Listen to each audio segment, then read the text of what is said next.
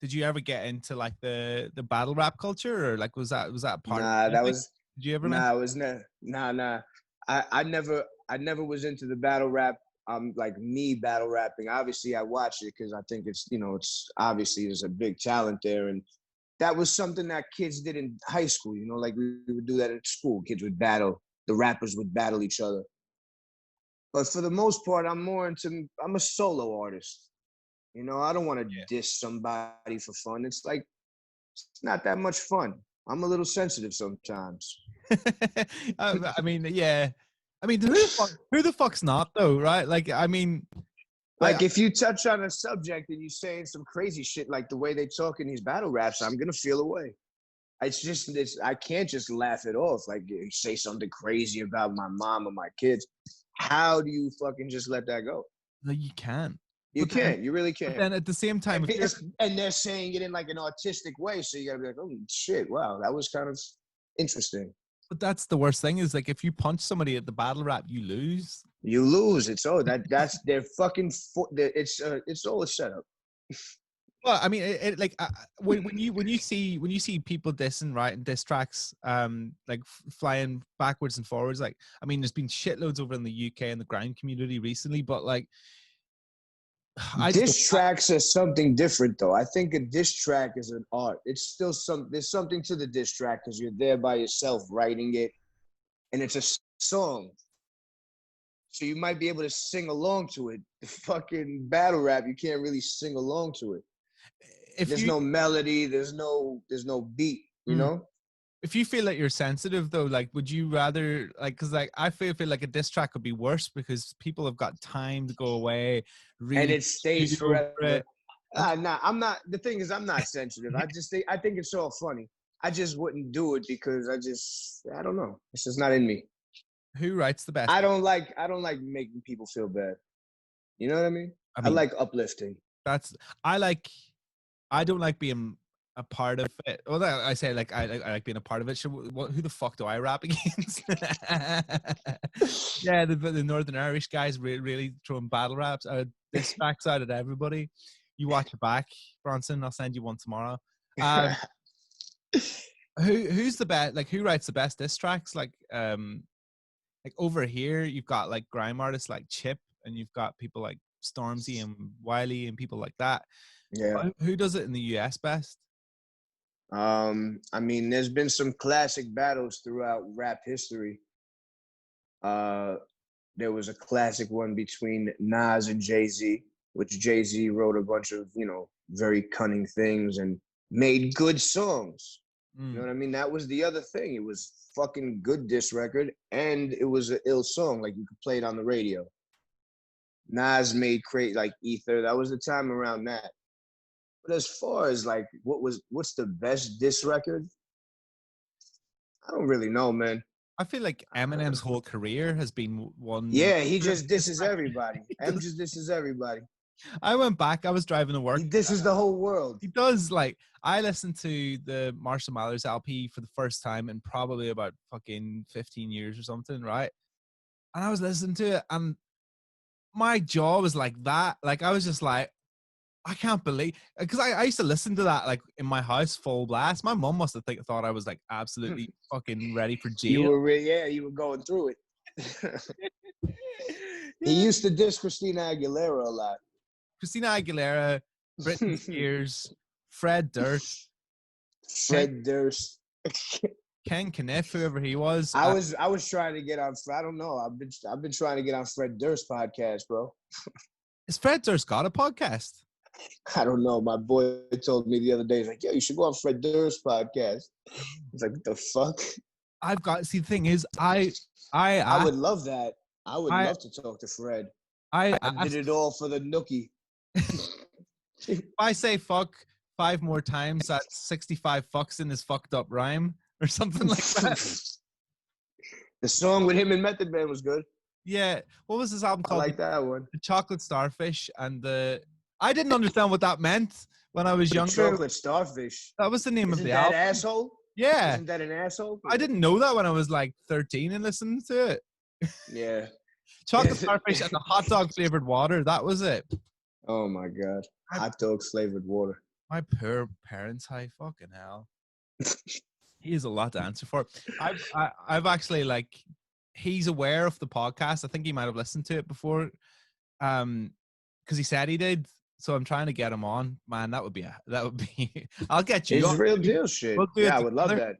that. Yeah, I would love to. I'd love to ask Fred some questions. Me too. It's like, We'll do a tandem. yeah. You be good cop, I'll be bad cop. I love that. So when did like you get spotted, or when did like the industry side of things, like the sort of career side of things, like start popping off? How did it go from like making your friends laugh to becoming a viable career? Man, you know what? It seems like I have no fucking idea, but I think it all started from when one of the homies just told me to put my shit on MySpace. Like after a while, I would take it. I took it seriously. I was like, I actually like doing this. This is my hobby. I'm gonna do it without anybody and not try and make everybody laugh, and they'll hear it when I'm done. I'll just this is my thing now. Yeah. So I started doing that. Started making songs on my own, and made a MySpace.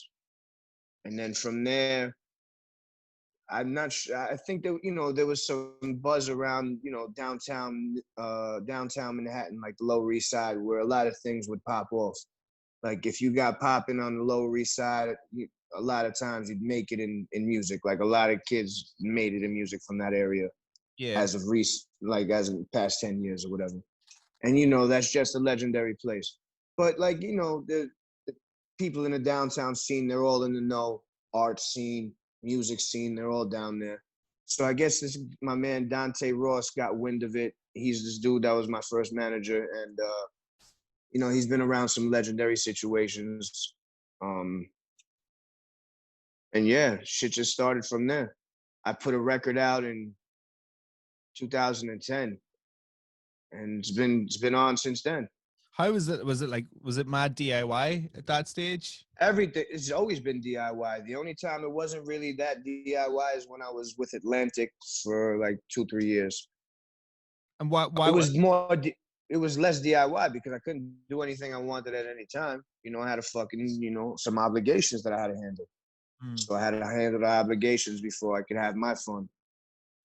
When you say like, what are those obligations? The obligations to like write certain styles of records or certain like press? Just there's pressures, not obligations. There's certain pressures. There's hints. There's nudges, to write certain things. Obviously, if you write bigger music, you make more money. I'm not that kind of guy. Like, yeah, of course I want to make a hit, but if I don't want to follow someone's formula, you feel me? Like, if I'm gonna do it, it has to be on my own, my way, my vision, and me, 100%, or else it's just not on my agenda. And that's normal, right?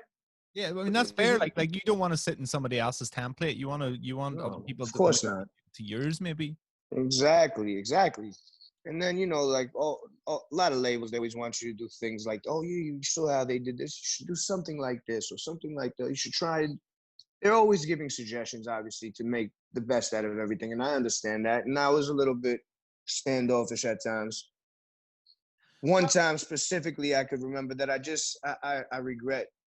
I did the song for Suicide Squad for the movie with Will Smith, where they're doing, I don't know, a bunch of superheroes, and he plays Deadpool. And it's the first song that plays in the movie, and it was the main character's lead song. So they wanted me to do the video and all this other shit. And I don't know, for some reason, I don't know. You weren't feeling And to this day, it's a song with me, Mark Ronson, and the Black Keys, which is a fucking crazy song. And I perform it all the time. Yeah. But I don't know what the fuck got into me at that point that I was blocking myself from, I don't know. Like, sometimes you can't explain shit. It just happens. I don't know. Yeah, but maybe it was like the negativity that may have happened at other parts with the label drifted into this, and like they could have offered you like a sack of gold, and you would have said "fuck off." Do you know what I mean? Maybe it's not like I was told I was at odds with them. You just know these fucking people. Like labels are full of shit. Most people are full of shit. You I, have to know that that's the case and just navigate around shit. But when it starts becoming so much and where it's just you see no end, sometimes you got to go away. Just got to step away. I was doing an interview with Killer Mike, and about this, like, it's like obviously Killer Mike and LP like have their own sort of come up stories, but like Of course. what they've done with Run the Jewels has been quite DIY. And I asked him a question about that, and Killer Mike was like, "Why do I want to go and sit in an office at a major record label for somebody to turn around and say to me, Dave likes your FIFA song?" And you're like, "Who the fuck's Dave?" Exactly. I get you. I understand what you mean. Like, it's unbelievable. Yeah, it gets tiring, man. Gets tiring. yeah. But like, for the most part, you try and make the most out of it because you only get certain chances like that. You're not gonna get chances like that all the time.